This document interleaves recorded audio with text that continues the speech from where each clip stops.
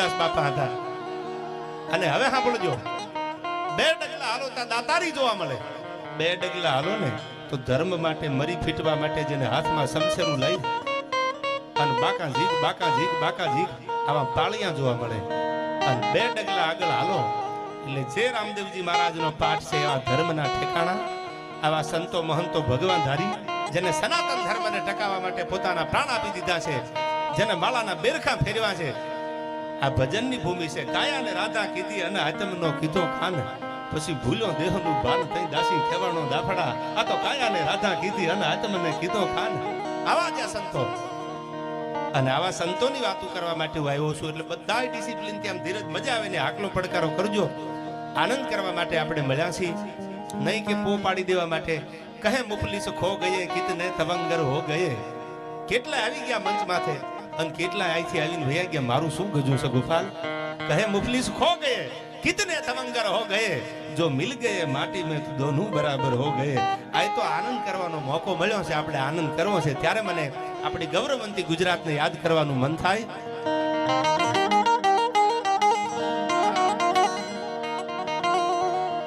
તો કડક ધરતી જહાં ખડકની આકરી, અનયમાં ડુંગરા ડુંગરી ને કરાડો. એ મુકુટ સા મંદિરો ગાજતા સિર ધરી, ગજવતા ગગન ઊંચા પહાડો.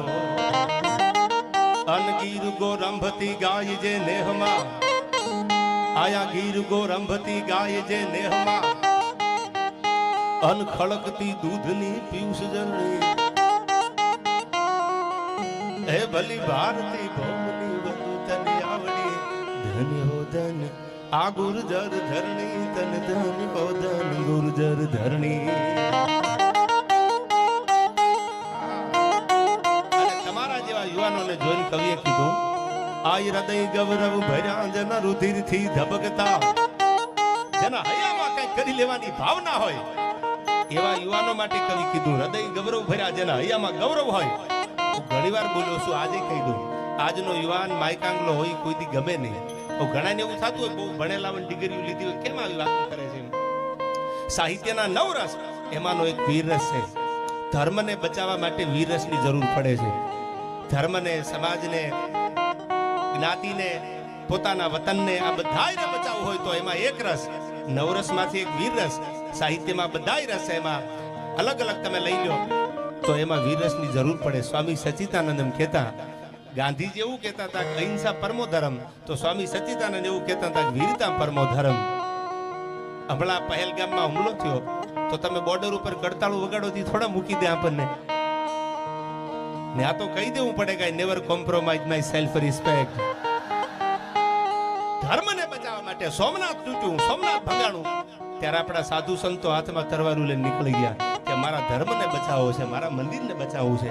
આવા ધર્મને બચાવવા માટે આપણે બધા જ્ઞાતિ, એ તો છે જ બધો સમાજ, 18 વર્ણ જ્યારે મળ્યા છે ત્યારે મેં કીધું એમ નામી અનામી મહેમાનો છે આયા. હજી તો શરૂઆત કરું છું, નંબરિયા પડે છે, ફિલ્મ આખું બાકી છે યાર. રહું છું તમારા વગર તો જિંદગી ઝેર લાગે છે, અને મળું છું તમને મોટી મહેફિલ લાગે છે યાર. આવો કંઈક આપણે આનંદ કરવો છે બધા સંતોના સાનિધ્યમાં, સંતોના ખોળામાં. ત્યારે કવિ કહે છે, કેવી છે આ ભારતની અને એમાં ગુજરાતની આ ધીંગી ધરતી.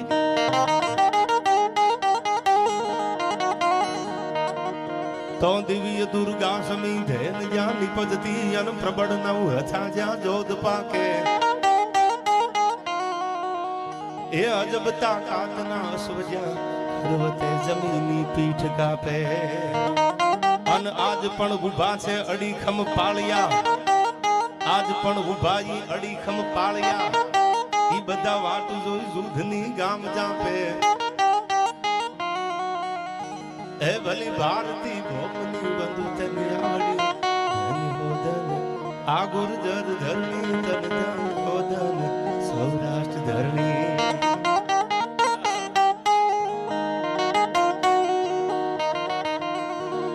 તો પ્રૌઢ સિંધુ પરે જુગતી, પશ્ચિમા મધ્યમાં એશિયાની અટારી.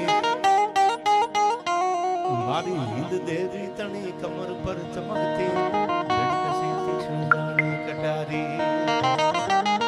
પહાડવું નથ મૂકે કીર્તવું ચારતી વળી સર્જતી જલ નિધિ જ્ઞાન સરણી ભલી ભારતી ભોગની વંદુતની આવડી. આખા ભારતને કવિએ કીધું આખા ભારતમાં આટો મારી લો, એમાં ગુજરાતમાં આવો એટલે તમને કંઈક તાસીર જુદી છે ગુજરાતની.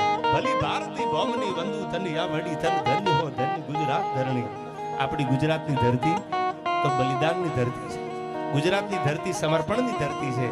આખા ભારતની ધરતી સમર્પણની છે. એમાંય આપણું ગુજરાત ગર્વ દેખી અને ગાડો થયો ઓલો જ્ઞાની ગોરખનાથ. આજે જુનાણાના પાદરમાં પગ મેલો જુનાગઢ કોનું કહેવાય કે તો નરસિંહ મહેતાનું જુનાગઢ કહેવાય. આજે તમે ગોંડલ પરગણામાં જાઓ અને ઘોઘાવદરના પાદરમાં પગ મૂકો ઘોઘાવદર તો કીતો દાસી જીવનનું કહેવાય. અને આજે તમે હાજી જાઓ મેવાડની ધરતીમાં બખ્તરની એક કડી ભેળો અને બીજી ફરડા કરીને તૂટી જાય.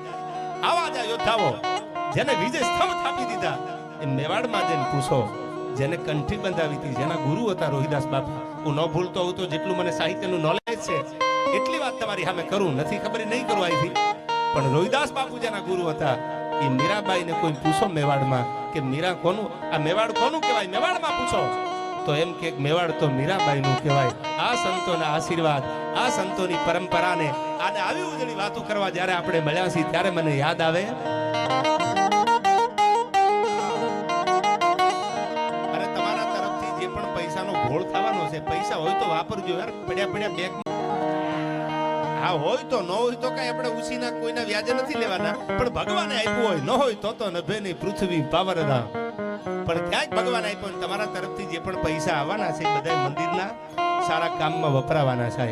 આ અમારે મયુરભાઈ વાઘેલાની હાજરી છે. મયુરસિંહ જે પણ તમારા તરફથી જે પણ ગોળ આવે હું ઘણીવાર ડાયરામાં કહેતો હોય બધા રૂપિયાવાળા આવા સારા કામમાં પૈસાનો ગોળ કરે, આનો ઉડાડ્યા ન કહેવાય.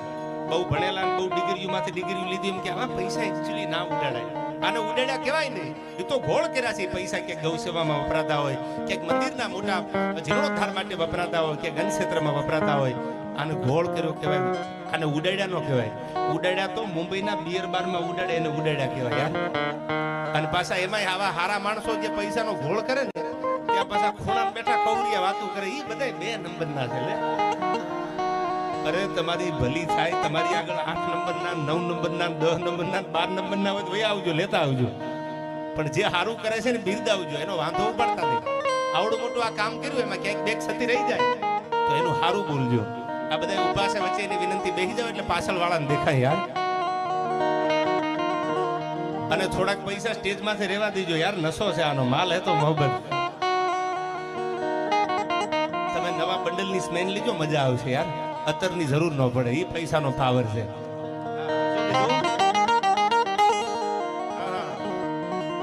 કે ગોકુળ તજી મથુરા તજી સાગર કિનારે જઈ વસ્યા, હે ત્યાં પ્રણ પ્રભુને મારવા જોદારના સદના દશા. મણિકાજ તો મોહન જુગો જીન નાથથી નોખા કર્યા, અંતે પ્રભુના પ્રાણને ગુલાબીલના બાણે હર્યા, ગુલાબીલના બાણે હર્યા, ગુલાબીલના બાણે હર્યા. હજી શરૂઆતમાં ગોપાલે બહુ સારી રજૂઆત કરી. આ ગોપાલ સાધુને એકવાર જોરદાર તાળીઓથી વધાવી લ્યો. તાળીઓ પાડો, મારા ગળાના હમશે યાર. અમે આવીને ઉતારો કર્યો તમને જબર વસીલા જોઈ, હવે તો કામણ ગારું કોઈ આ પાદર તમારું પોરહા. અને મહેમાનોને માન તમે દલ ભરી દીધા નહીં, આ તો મેળી નહીં તમારું મહાન હાસુ હરઠિયો ભણે. ગોપાલ એને ભજનને જીવતું રાખ્યું છે અને સમગ્ર ગુજરાતને ઘેલું લગાડ્યું છે. એવા અમારે બેન ખુશ્બુબેનને પણ એકવાર જોરદાર તાળીઓથી વધાવી લેજો. તાળી તો પાડો યાર, શું લોભ કરો છો? નકર આવતા જન્મ આખી જિંદગી પાડવાના દી આવશે જો આમાં હાળા કરી ગયા હારા કામમાં તો. એટલે બધા નામી અનામી હું માતાજીના દુહા અને સંતથી કાર્યક્રમની શરૂઆત કરું, પછી લોક સાહિત્યની આપણે બધાય માતાઓ બહેનો ભાઈઓ સાંભળી શકે વાતો આપણે અહીંથી કરવી છે. ત્યારે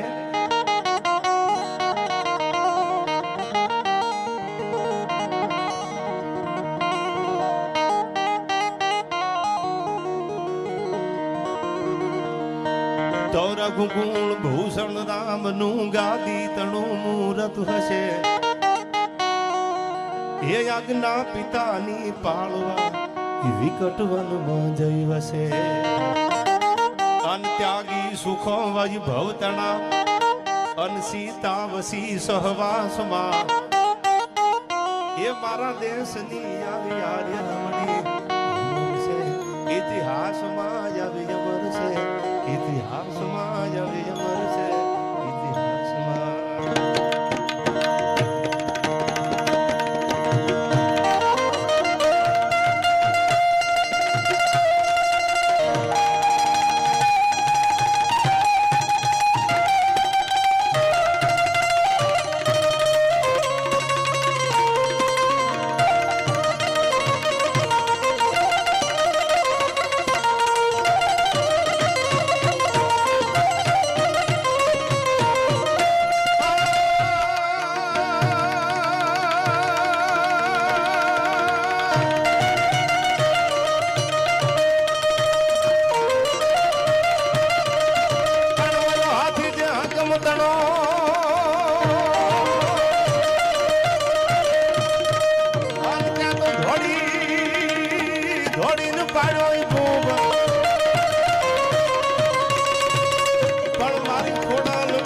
પર ચાંપુ